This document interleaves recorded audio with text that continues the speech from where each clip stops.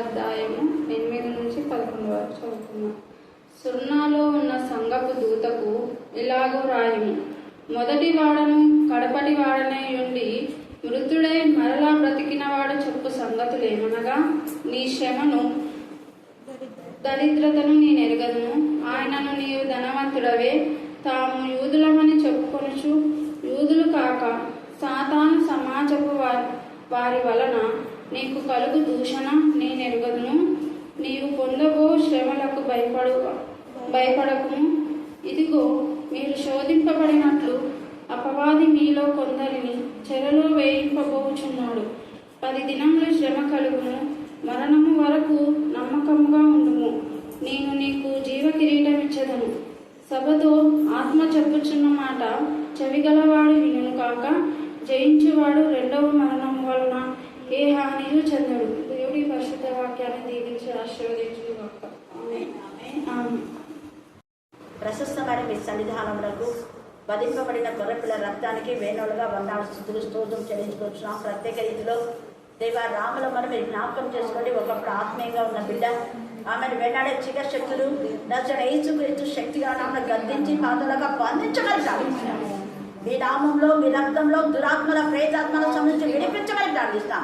In the name of Jesus we command with the power of the Holy Spirit all silent power we rebuke loose her body right in Jesus of Nazareth. Silent power we command with the power of the Holy Spirit be cold the bid bar right in Jesus of Nazareth. We bind with the power of the Holy Spirit. Enter no more in her body, enter no more in body, enter no more, enter no more, enter no more in her body. Receive healing power in the name of Jesus. Receive healing power in the power of the Holy Spirit. Receive healing power in the presence of Jesus Master. Father God, lay your hand upon her. Lord, bless her upon him, Master. Lord, compassion her. Lord, touch her in Jesus of Nazareth, Master. నానా బిడ్డలు కనికరించండి, కనికరించండి, కనికరించండి, కనికరించండి. మీ నామం మీ రక్తం రాములంలో ప్రోక్షించి అధికారం వద్దు నన్ను ప్రతి బలకి నుంచి విడిపించిన దేవా, తెచ్చే అద్భుతమైన స్వస్థతని నీకు వందనాలు చేస్తున్నాను. అలాగే నా ప్రభా, రాణిలో ఉన్నటువంటి ప్రతి బలహీనత, స్టమక్ లో ప్రతి ప్రాబ్లం యేసు నామమున గద్దించి పాదాలుగా బంధించినవని వందనాలు చేస్తున్నాను. దేవా, మీకే స్తోత్రం, మీకే స్తోత్రం, మీకే స్తోత్రం, మీకే స్తోత్రం, మీకే స్తోత్రం, మీకే స్తోత్రం. అంకిత ఈ బిడ్డ ఏ పరిస్థితులను బట్టి బాధపడుతున్నారో మీ సమస్త మెరిగిన దేవుడు దేవా, నూతన బలం నూతన శక్తి ఇచ్చిన దేవని వందనాలు చేస్తున్నాను.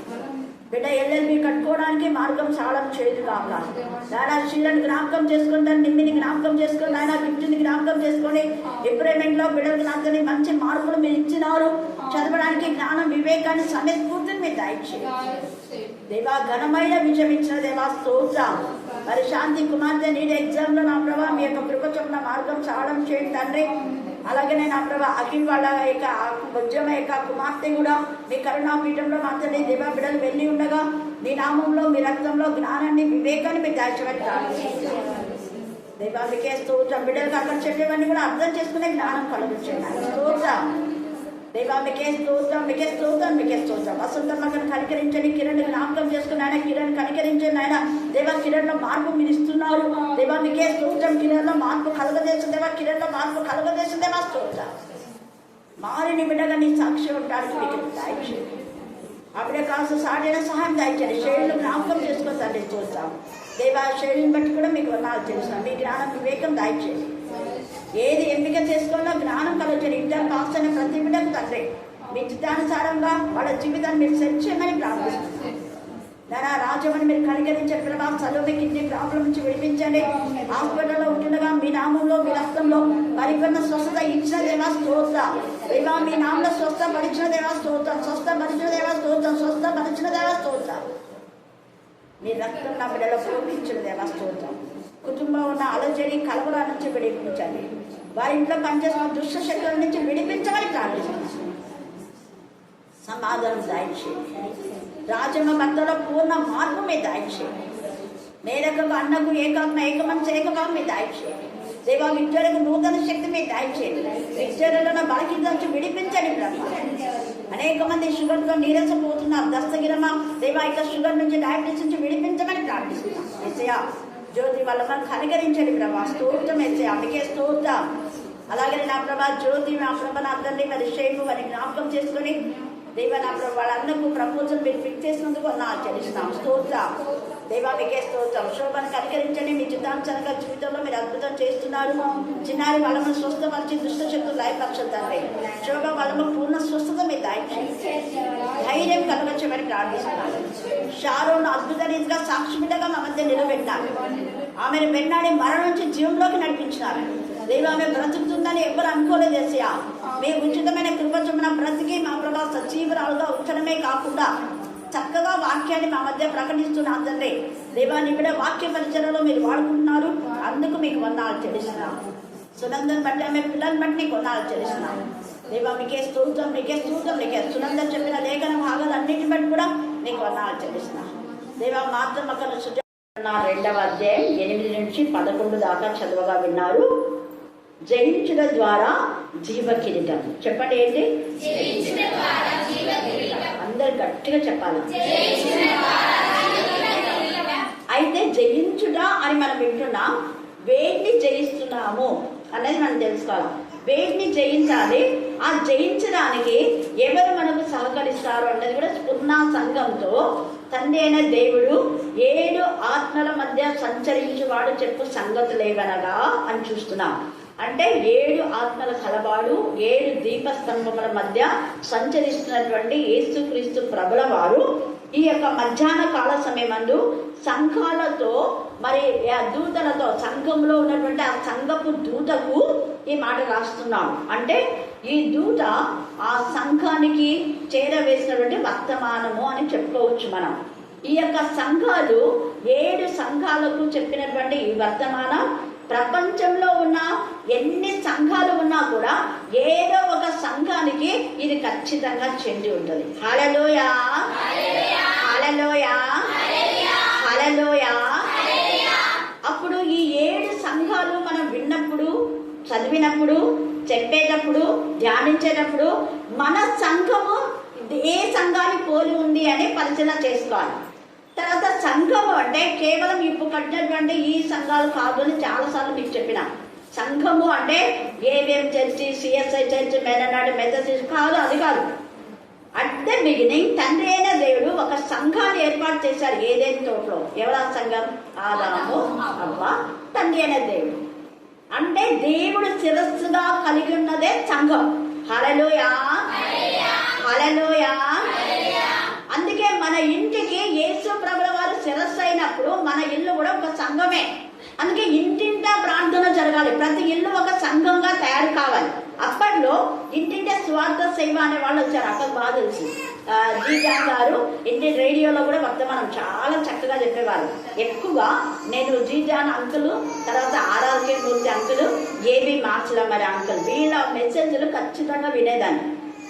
వాళ్ళు చెప్పేటటువంటి అదే, వాళ్ళు ప్రతి ఇల్లు దేవుని మందిరంగా మార్చబడాలని. అసలు దేవుని ప్రణాళిక కూడా అదే కాబట్టి మళ్ళీ ఏసీ కూడా ఏమన్నా అంటే ఎక్కడ 2 లేక 3 ఉంటారో అక్కడ నేనున్నానన్నాడు. తేగ చెప్పాడు. 1000 మంది ఉంటే అదే సంఘం అని మీరు అనుకుంటారేమో. కాదమ్మా, సమరస్తుతో చెప్పాడు.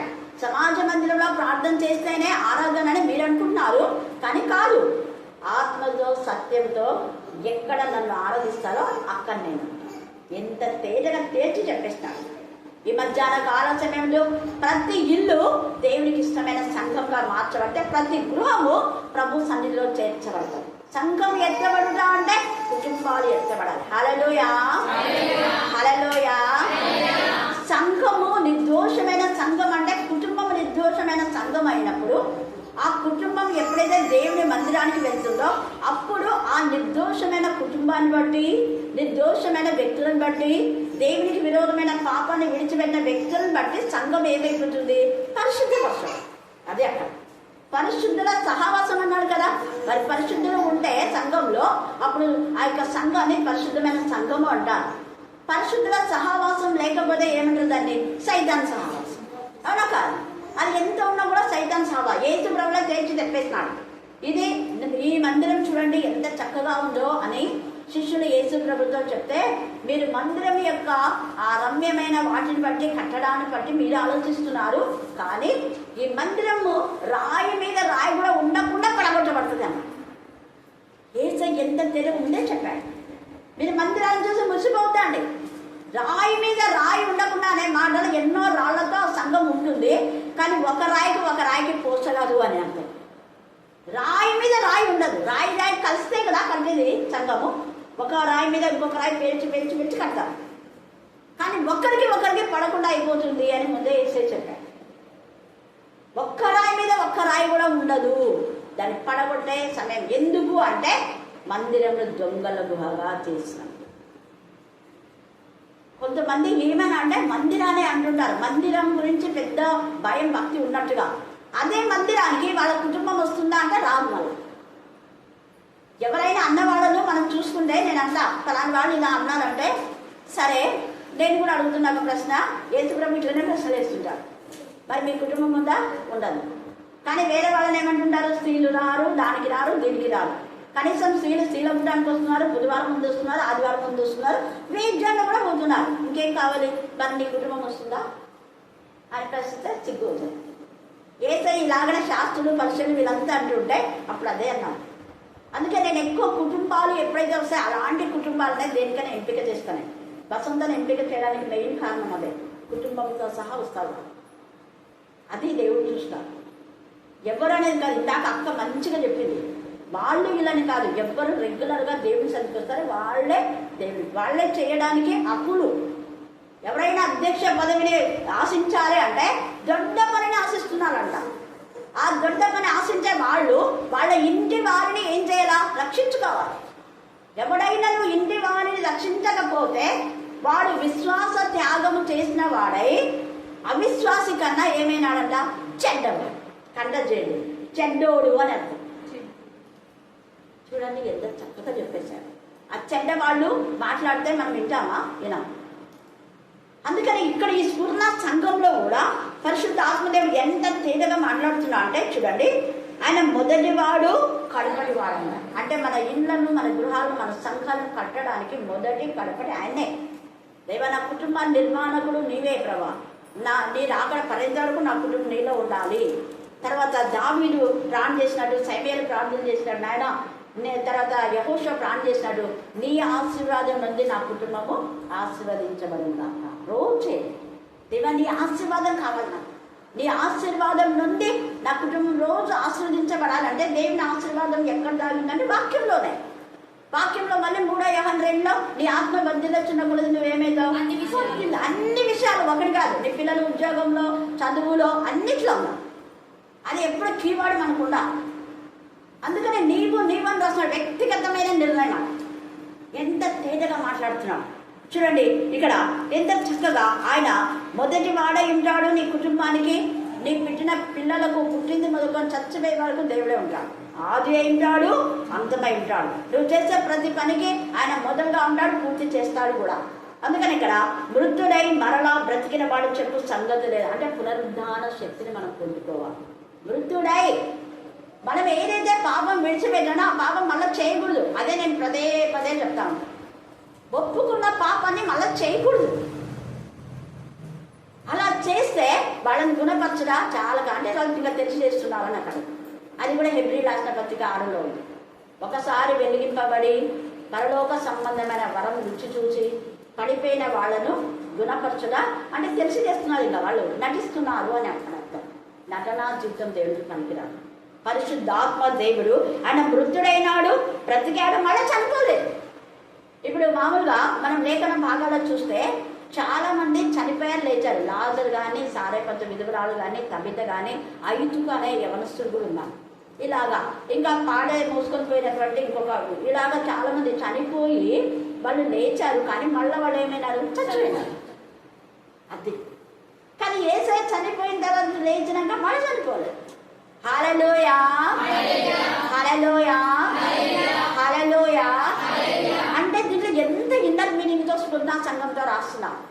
యేసయ్య చనిపోయి తిరిగి లేచంటే నీ అపజయం చచ్చిపోయింది, నీ ఆర్థిక సమస్యలు చచ్చిపోయినాయి, మళ్ళీ నువ్వు ఆర్థిక సమస్యలతో సఫర్గా. దేవుడు నీకు ఆధారమైనాడు. ఆయన నీకు ఏమైనాడు అంటే ఆయన ఆది అయినాడు, అంతమైనాడు. మనం సృష్టించిన సృష్టికర్త, నిన్ను కాపాడేవాడు, నేను సేద తీర్చేవాడు, నిన్ను ఆదరించేవాడు, నిన్ను బలపరిచేవాడు, నీ కన్నీరు తుడిచేవాడు ఆయన అన్నాడు. భయపడు. పునరుద్ధారణైన యేసే మనలో ఉన్నాడు.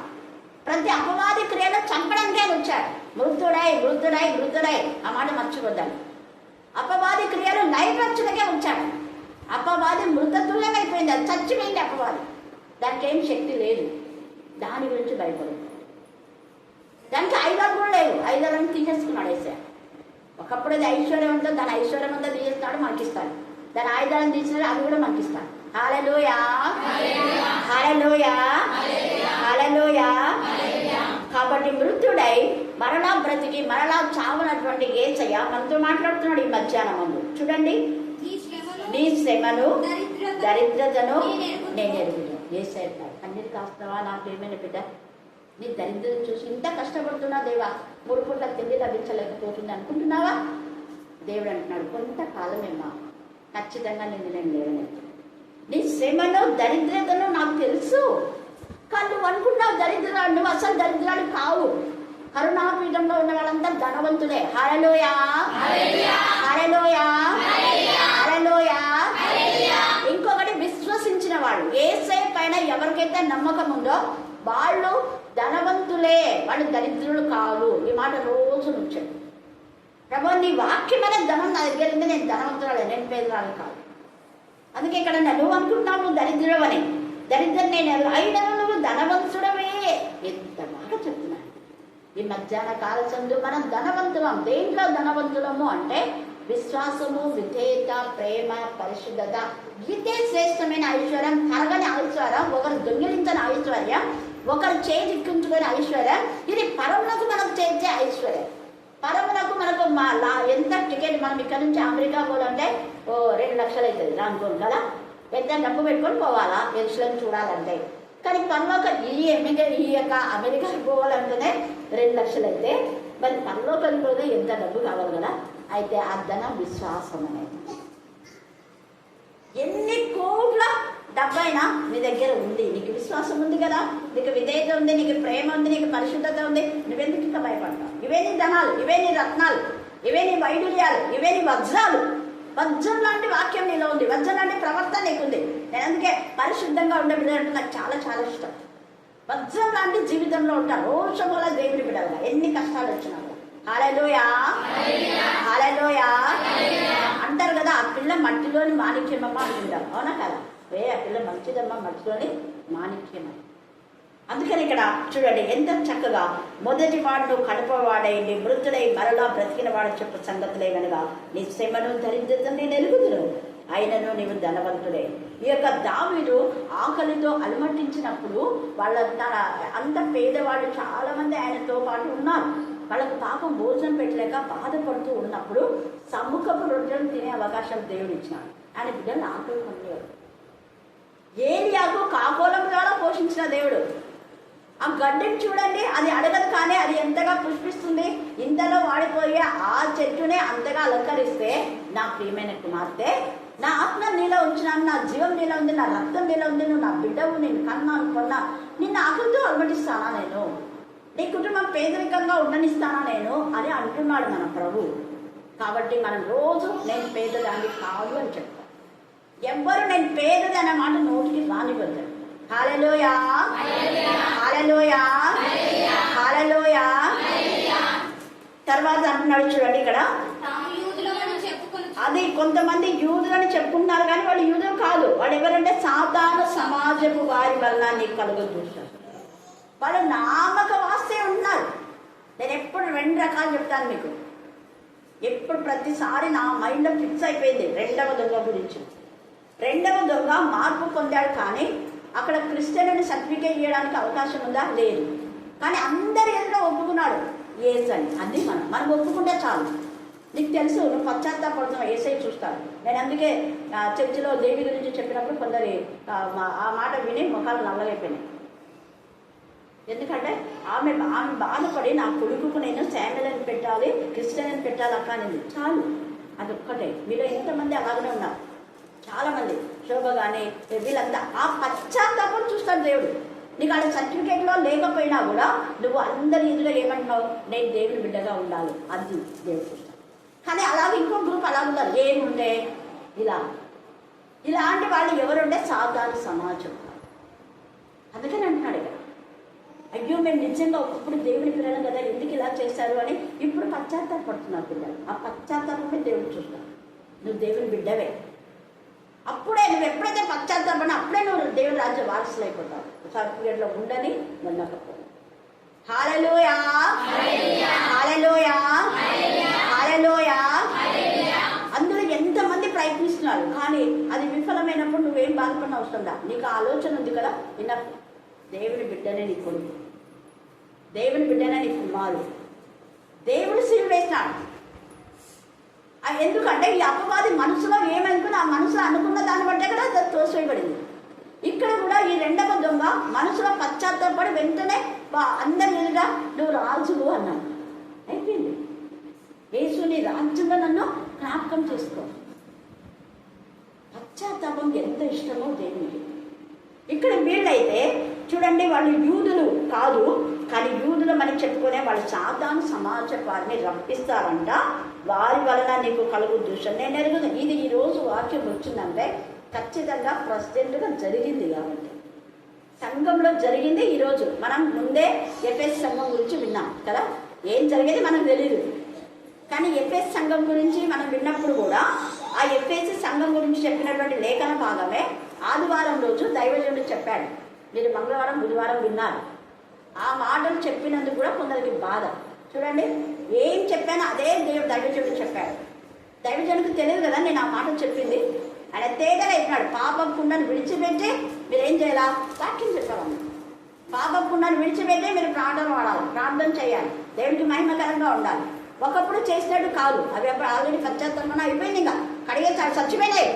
మళ్ళీ శవాన్ని చూసుకొని ఎవరైనా ఎత్తుకుంటారా? సమాధి చేసిన వాటిని మళ్ళీ మనం తీసుకోము. పశ్చాత్తాపడి పరిశుద్ధపరచబడిన బిడ్డలు మళ్ళీ వాళ్ళ వెనకటి స్థితికి ఎత్తకూడదు. హల్లెలూయా, హల్లెలూయా, హల్లెలూయా. అది ఇక్కడ ఇన్నర్ మీనింగ్. సమాధి చేయబడింది అంటే ఇంకా సమాధిని ఎవరు మళ్ళా గెలుకోరు కదా, అది అక్కడ. తర్వాత ఇక్కడ ఏమంటున్నాడంటే అది ఆ యొక్క సమాజం వారు అంటే వాళ్ళు సాధారణ సమాజం వారు కాబట్టి వాళ్ళు నిన్ను మాట్లాడతారు. వాళ్ళు యూదులైతే మాట్లాడరు. ఎంత బాగా నేను అదే చెప్తాను. వాళ్ళు నిజంగా క్రైస్తవులు అయితే లేదా క్రైస్తవులు కాకుండా పశ్చాత్తాపడిన బిడ్డలు హిందువులు చాలామంది ఉన్నారు. వాళ్ళు ఎంత అప్రిషియేట్ చేస్తారు. నాకు అక్కడికి పాలన చెప్తున్నారు. మన పాస్టర్ మాట్లాడుతుంటే అక్కడి నుంచి తిరుగుతున్నారంట అంత బస్ స్టాండ్లో. పాస్టర్ ఎంత అవమానం చూడండి. ఆమె ఏం తెలిసి మాట్లాడుతుందని అంట కోపంతో వచ్చినాడు. అఖిల్ పాలైతే ఎంత కోపం అంటే అంత కోపం వచ్చింది. వాళ్ళు దేవుని మందిరంలో పరిశుద్ధంగా ఉండాలన్నది ఆమెకు నచ్చలేదంట. అంటే పాపం చేసుకుంటూనే ఉండలేదు. చూడండి, దేవుని పిల్లలు మాట్లాడే మాటలు అవి ఇక్కడ అంటున్నాడు. ఎందుకు అంటే వాళ్ళు దేవుని పిల్లలైతే మాట్లాడారు. అపవాది సమాజము కాబట్టి మాట్లాడతారు. ఎంత బాగా నేను ఎరుగుదు అంటున్నాడు. అయితే నీవు పొందబోసినట్లకి ఏం చేయకూడదు? భయపడకూడదు. నేనైతే ఎప్పుడు భయపడాను. భయం అనేది అసలు లేదు నా లైఫ్లో. హల్లెలూయా, హల్లెలూయా. ఎందుకంటే ఏది జరిగినా నీ మా నామ మహిమ నిమిత్తమే ప్రభు అనుకుంటాను. ఏదైనా నీకు మహిమకరంగా. కానీ అవతల ఎవరంటున్నాడో వాళ్ళు పడిపోవడానికి కారణం. నాశనానికి ముందు ఏమవుతుంది? గర్వం. అది ఎందుకు అంటే చర్చిలో మీరు సౌదరుని మాట్లాడినప్పుడు నేను అన్నా, ఆ ఒక దైవజనురాలు కుమార్తెలు ఇష్టానుసారంగా మాట్లాడుతున్నారు. ఒక్కరు మాట్లాడుకున్నారు అక్కడ. నేను చెప్పిన తర్వాత దేవుని ఉగ్రత అన్న తర్వాత భయంకరంగా ఉగ్రత. వీళ్ళ ఒక్క ఆమెలో మాట్లాడితే అనవసరంగా బజార్లో అందరు చీచి అన్నారు ఆ వ్యక్తిని. ఎవరు ఏమనేది మనకు అవసరం లేదు, తెలుసు అందరు. హల్లెలూయా, హల్లెలూయా, హల్లెలూయా. దేవుడు రోషం గల దేవుడు ఆయన. అందుకని తప్పును తప్పుగా ఖండించే దేవుడు. ఎంత చక్కగా పరిశుద్ధ ఆత్మదేవుడు. అక్కడ వాళ్ళకి సపోర్ట్గా ఉదయ్ నవీన్ కూడా ఉన్నారు. వాళ్ళని కూడా ఇష్టం వచ్చినట్టు మాట్లాడినారు. తర్వాత అవమానం పాలేదు. అంతే. దేవుని మందిరం అంటే రోషం గల దేవుని మందిరం. దేవుని మందిరాన్ని పాటు చేస్తే దేవుడు ఊరుకుంటాడా? ఊరుకోడు. ఈయన తేజగా మాట్లాడుతున్నాడు ఇక్కడ. నీవు పొందబో శ్రమలకు భయపడకము, ఇదిగో మీరు శోధింపబడినట్లు అపవాది మీలో కొందరిని, అందరిని కాదు, ఎవరినంట? కొందరు. చెర అనేది వస్తుంది. చెర అంటే ఇంకా అన్నీ వస్తాయి. చెర అంటే బాధ, వేదన, రోదన, అనారోగ్యం, అప్పులు, ఆర్థిక సమస్యలు, మరి జీవితం గురించి అంటే ఏవే కొంత ఫెయిలియర్స్ వచ్చినా మళ్ళా దేవుడు చివరి విజయం. అపవాదికి కొంచెమే ఇస్తాడు విజయం. తర్వాత చివరి విజయం ఎవరిది? తన పిల్లలు. హల్లెలూయా, హల్లెలూయా, హల్లెలూయా. ఏమంటున్నాడే చూడు, ఇదిగో మీరు శోధింపబడినట్లు అపవాది మీలో కొందరిని చెరలో చెర అంటే ఏదైనా కూడా లూకాసు వార్త 4:18 రాయబడింది. చెరలో ఉన్న వారికి విడుదల అంటే బీదలకు సువార్త ప్రకటించాలి. వాక్యం తెలియని వారికి మనం వాక్యం చెప్పాలి. అలాగనే దుఃఖితులైన వారిని మనం ఏం చేయాలి? ఓదార్చాలి. తల్లిదండ్రి లేని వారికి మనం ఆదరణకరంగా ఉండాలి. అది అక్కడ చెర అంటే అక్కడ తేజగా రాయబడింది. మీరు తర్వాత చదువుకోండి. లూకా 4:18. తర్వాత చెరలో ఉన్న వారికి ఇంకా దేవుడు గొప్ప శుభకరమైన వర్తమానము ఆ యెషయా 61:3 కూడా ఉంది. దుఃఖితులైన వారిని ఓదార్చుటకును కదా, ఎంత బాగా చెరసాల్లో ఉన్న వారిని విడుదల చేయటకును, బూడిదకు ప్రతిగా పూదండను, దుఃఖములకు ప్రతిగా ఆనంద తైలమును, ఇలాగుంది. భారభరితమైన ఆత్మ ప్రతిగా స్తుతి వస్త్రమును వారికి ఇచ్చుటకై ఆయన వచ్చాడు. ఎవరు? వృత్తించేడై తిరిగి లేచిన యేసయ్య, పునరుద్ధారణైన యేసయ్య మనకి ఇవన్నీ ఇవ్వాలని ఆయన ఇష్టపడుతూ ఉన్నాడు. అందుకనే ఈ అపవాది నన్ను చెరలో వేస్తాడు. ఆ చెర గురించి మీరు బాధపడుతుంది.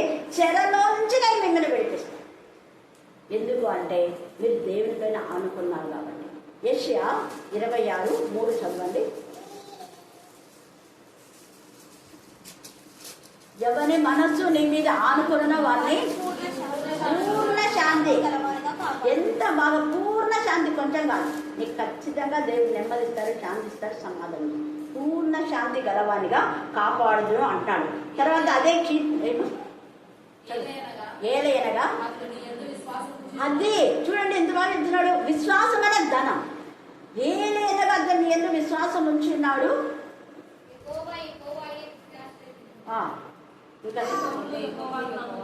అది ఇంకా ఆయన నమ్ముకుంటే నీకు పూర్తిగా శాంతి.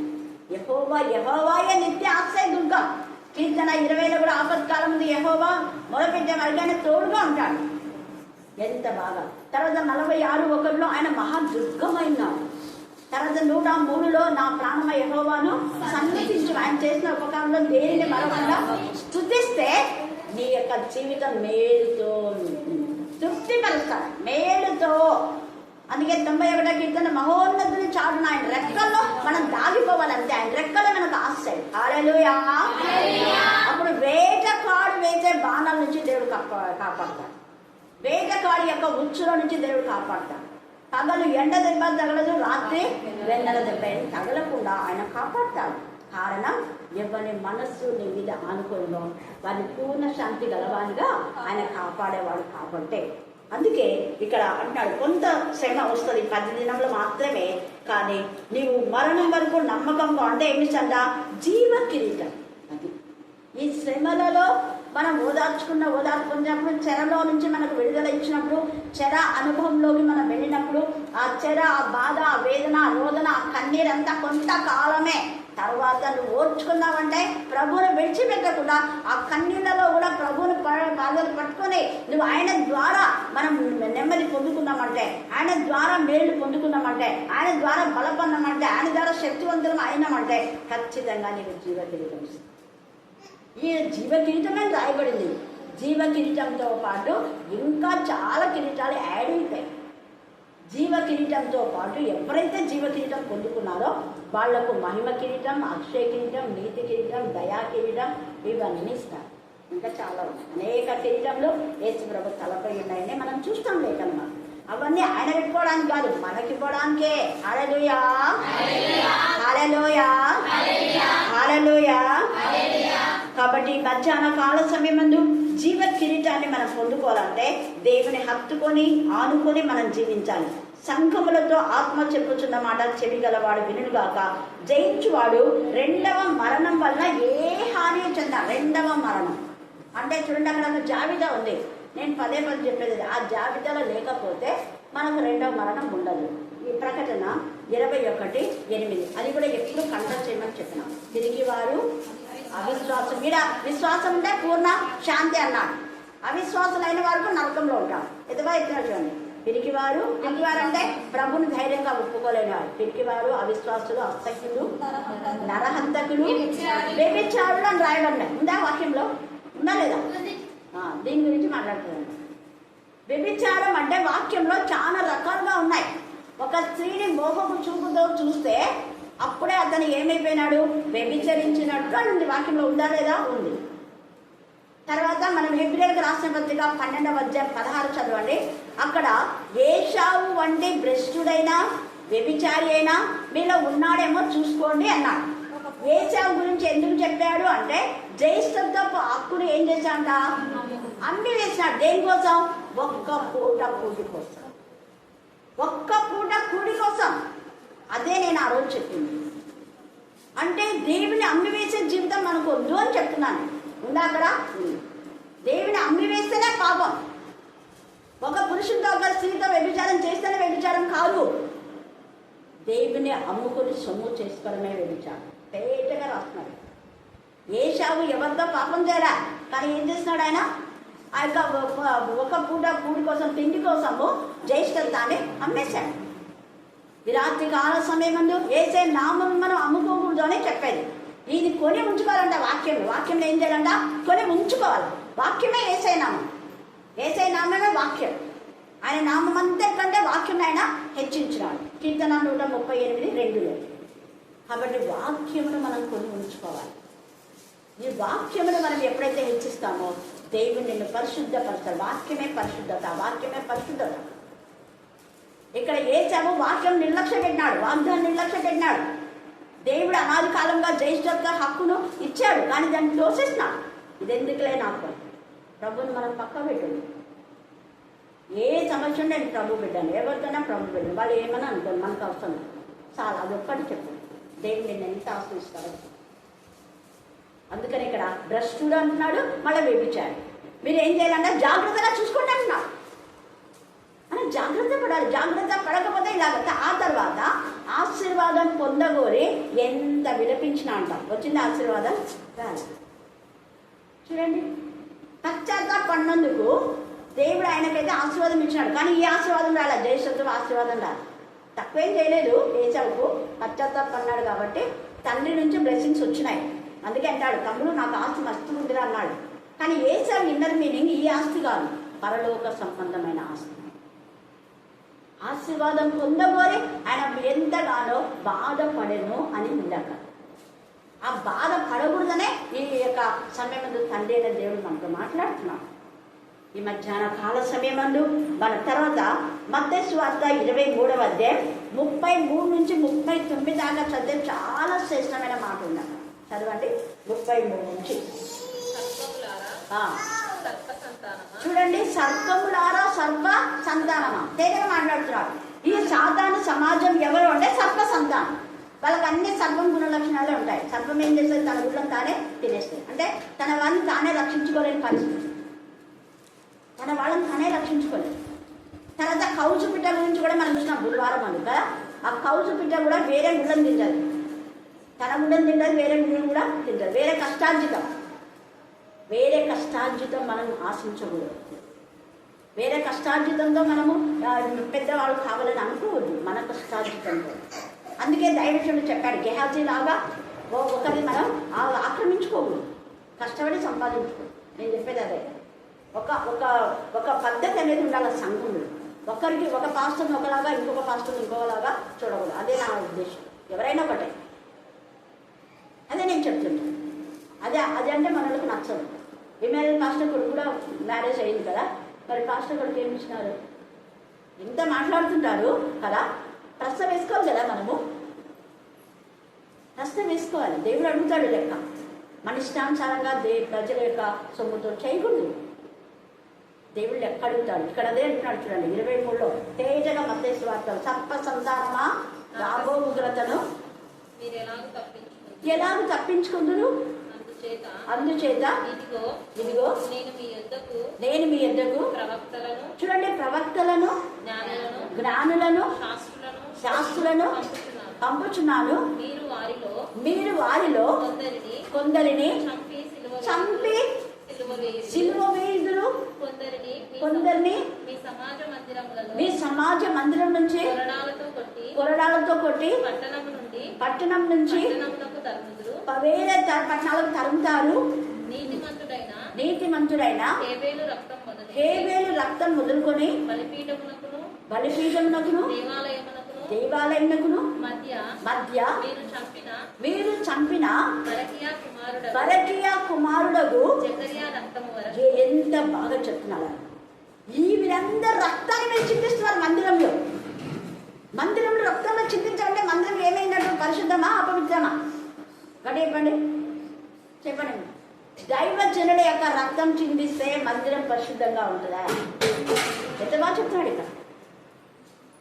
నేను పంపిస్తే మీరు వాళ్ళ మాటలను విని మార్చుకోకుండా మళ్ళీ వాళ్ళనే మీ మాటలతో రాళ్ళతో కొడతారా? యెరూషలేమా యెరూషలేమా, అనేక మార్లు నేను నీ పిల్లలను కాచుకోవాలని నేను రెక్కల కిందికి తీసుకున్నా, కానీ నువ్వేం చేసినావు? నీ పిల్లలు నేను రెక్కల కిందికి తీసుకుంటే నా పిల్లలు నువ్వు తింటావా? అది కూడా ఉంది కదా, చదువుమా. భూమి మీద చిందింపబడిన నీతిమంతుల రక్తమంతయు మీ వీధికి వచ్చును. తర్వాత ఇవన్నీ ఈ తరము వారి మీదకి వచ్చునని మీతో నిశ్చయముగా చెప్తున్నాను. యెరూషలేమా యెరూషలేమా, ప్రవక్తలను చంపుచును. చూడండి, ప్రవక్తలను అంటే నిజం చెప్పిన వాళ్ళు ఏం చేస్తున్నావు? నువ్వు చంపుచు నీ యొద్దకు పంపబడిన వారిని రాళ్లతో కొట్టుచు ఉండుదానా? కోడి తన పిల్లలను రెక్కల క్రిందకి ఎలాగో చేర్చుకొనునో, కోడి తన పిల్లలను రెక్కల కింద ఎలాగో చేర్చుకునో అలాగే నేను నీ పిల్లలను ఎన్నో మార్లు చేర్చుకున్నాను. అది ఎన్నో మార్లు చేర్చుకుంటే అదే అన్నారు మొన్న అందరూ. చర్చికి రాకపోయినా ఆమె బిడ్డను ఏదో దైవ సేవకురాలు కదా అని పెడితే అది కూడా ఈమెకు కృతజ్ఞత లేదు. విశ్వాసఘాతకులంతా మర్చిపోతారు. వాళ్ళ కుటుంబాన్ని మందిరానికి నడిపించారు. అదే ఇమానుయేల్ ఉన్న కొడుకు వాక్యం చెప్పేవాడు చక్కగా, కూతురు చక్కగా వాక్యం, అది దైవజనులు. మరి వీళ్ళ వాళ్ళు ఆత్మ ప్రశ్న చేసుకోవాలి. మన పిల్లలు ఆత్మీయంగా ఇది ఎంత చక్కగా చెప్తున్నారు. దేవునికి మహిమకరంగా సంతోషపడాలి. అయ్యో ఈ పిల్లలు చెప్పకుండా నా పిల్లలు చెప్తున్నారని సంతోషపడాలి. కానీ లేదు, అది ఇక్కడ ఎంత తేటగా ఇది మళ్ళీ మీరు చదివి చేయండి, ఇంటి దగ్గరికి పోయినాక చదివి కంఠం చేయండి. చాలా మార్మికమైన సత్యాలు అక్కడ. ఎన్నోసార్లు నీ పిల్లల కోసం నేను ప్రార్థన చేస్తాను, నీ పిల్లలకు నేను రెక్కలతో అన్న దాచుకున్నా, కానీ నువ్వేం చేసినావు? నా పిల్లలను నువ్వు బాధపెట్టావు. ఎంత బాగా చెప్తున్నాడు. తర్వాత మనం చూసినట్లయితే ఈ యొక్క 39 వచ్చిన మాత్రం చదువు.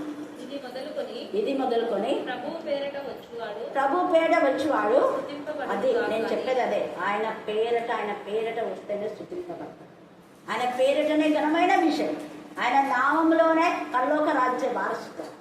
ఆయన ఒప్పుకొని మనం అనేక మంది ఎదుట మేమైతే దేవుని పిల్లలమే, కానీ మాకు ఇలా రాశారు, మేము దాన్ని మార్చుకోవాలన్నా మీరు కాలేకపోయింది, దేవుని తప్పగిస్తాం చాలు. ఈ సాక్ష్యం దేవుడు వింటాడు. నేను నిర్దోషిగా నిలబెడతాను. చాలా మంది గుండె పగులుతుంది వాళ్ళకు, అని దేవుడు చూస్తుంది. నేనన్నా మార్చుకోవడానికి అవకాశం లేకపోయినా దేవుడు చూస్తాడు. మీ పశ్చాత్తాపం ఉంది కదా, అది చాలు. హల్లెలూయా హల్లెలూయా హల్లెలూయా హల్లెలూయా.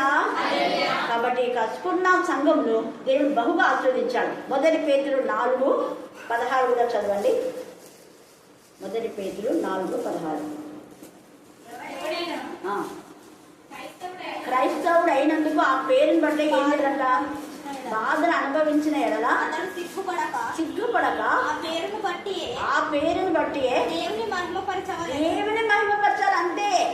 అందుకే దేనికి జంకమ్మను, దేవుని నామంలో మనం ఉన్నాం. దేవుని నామంలో ఉన్న వాళ్ళు ఎవ్వరు ఏమీ చేయలేరు. ఇప్పుడు ఇజ్రాయెల్కు యుద్ధం జరుగుతూ ఉంది, కానీ ఇజ్రాయెల్ పైన ఎవ్వరు ఇంతవరకు జయం పొందలేదు. ఎప్పటికైనా, ఎందుకంటే ఇస్రాయల్ కాపాడే కుక్కలు యుద్ధం. ఎన్ని రాష్ట్రాలు వచ్చినా కూడా అందరిని చుట్టూ చేస్తారు. దేవుడికి స్తోత్రం. భయంకరమైన యుద్ధం జరుగుతుంది ఇరాన్ ఈ యొక్క మరి ఇజ్రాయెల్ పైన. అయినా దేవుడు తన పిల్లలకే విజయమిస్తారు. హల్లెలూయా హల్లెలూయా హల్లెలూయా హల్లెలూయా.